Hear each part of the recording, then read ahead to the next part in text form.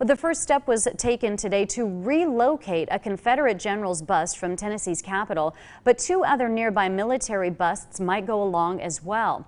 That's what was approved today after a late change proposed by a top state official. State Capitol newsroom reporter Chris Bungard was there for the 3 hours of testimony and debate. The day here began with an in-person appeal from Republican Governor Bill Lee. I think we have an opportunity to make decisions here today that will impact not only people's lives, but our state. And that is what the 11-member Tennessee Capitol Commission did. It took the first step to put the Capitol building bust of Confederate general and slave trader Nathan Bedford Forrest in the State Museum. But there was an 11th hour change. And the reason for this motion really is to celebrate the fabulous military history of the state of Tennessee.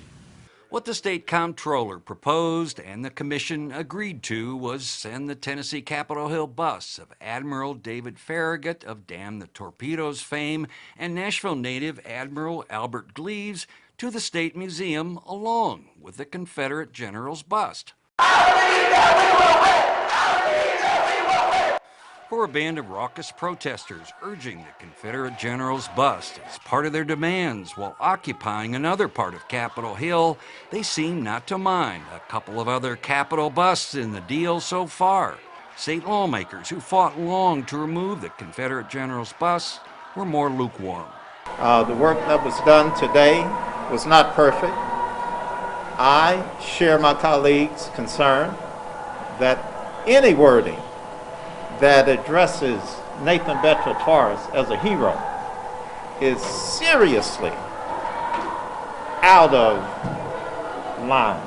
Now, as some of those state lawmakers address the protesters here, the matter of the Nathan Bedford Forrest bust at the Tennessee State Capitol goes on to the State Historical Commission, plus two other Capitol artifacts. Reporting from Nashville, Chris Bungard. Today's vote was 9-2 in favor of moving the busts. State Representative Matthew Hill of Jonesboro was one of the no votes. The Tennessee Historical Commission could once again change that proposal about the Capitol busts, but what it decides by law is the final word.